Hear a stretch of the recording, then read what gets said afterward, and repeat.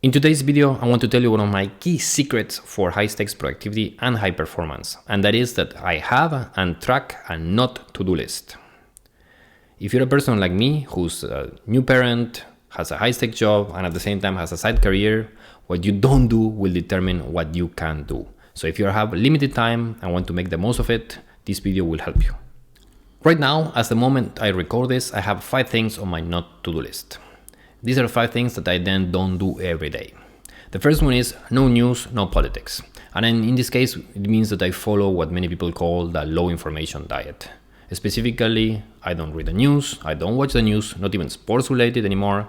And at the same time, I try not to think and talk about politics. The reason for this is twofold. First, being informed is overrated. If you know about the latest war, about the latest development somewhere, most of the times this information is just going to be absolute garbage between 1 or 2 years from down the line or even less. Instead, read books or something that will have more staying power. The second point is that I have never been happy when reading the news or when talking about politics. Most of these things now are so charged and so emotional that people are just getting so stressed about just thinking about it. So at the same time, I don't really see value of doing something that will not make me happy and at the same time will make me stressed. So no news, no politics. The second thing on the not to-do list is that I don't do social media feeds. And this means that no feed on Facebook or Instagram, LinkedIn, and so on. The reason for this is that all these feeds are made to get you hooked to see more of it, because then all these companies can show you more ads and make more money of you.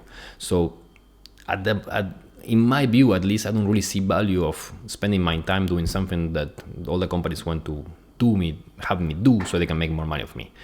And at the same time, most of these feeds are now all these people's curated lives, all these perfect situations when it's just so fake. So I decided instead, no feeds at all. So if you're posting something, I'm sorry, I have not been watching it too much at the same time. And one of the reasons as well that I have not been posting too much in social media myself either.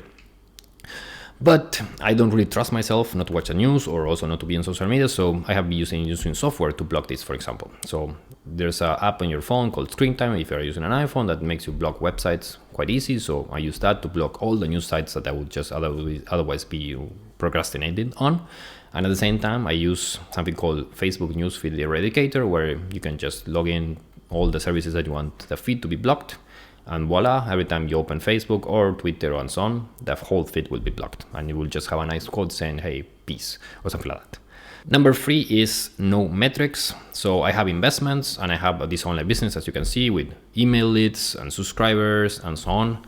Instead of fusing myself about it and being dopamine hit every day with notifications of you have made a new sale, or my investments are doing great and so on, what I do instead is that I block everything during the week and have one set day, usually Fridays, where I just go through the numbers. I found myself a lot more happy and with a lot less distractions when I just focus on my metrics like this. Number 4 is NOMNOLATE.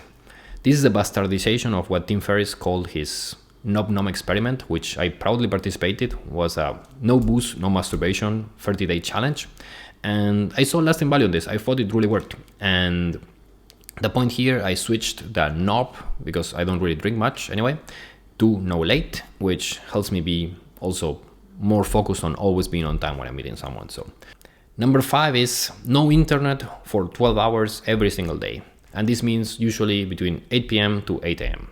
I have been doing this for many years and I see a lot of lasting value on this as well.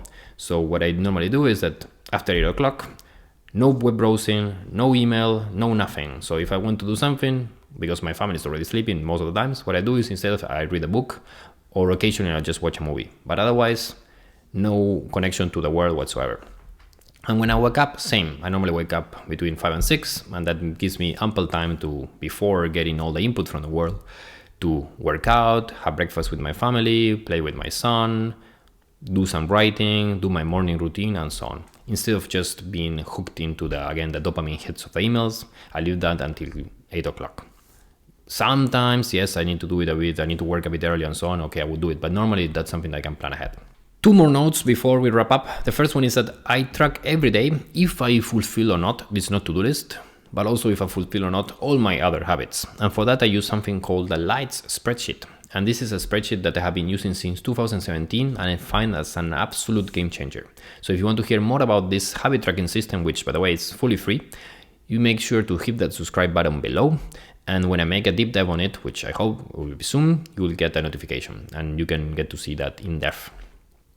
The second thing is that I don't track my habits on the weekends. So I just give myself some slack. I am kind of strict with myself and very ambitious, but at the same time, it's good to sometimes give yourself a bit of a relaxation period. And for me, the weekends is that some period where I still try to do all my habits, but I'm not going to be actively tracking about them. So if you want to meet me on a Sunday, it could be that I'm a bit late because I'm scrolling through Instagram, but at the same time watching my YouTube subscribers count. So something that could be. But that's it. Next step, there's some more videos about productivity over here and more coming. If you found this content useful, make sure you leave me a comment below. I'll be replying to all the comments. Thank you so much and all the best.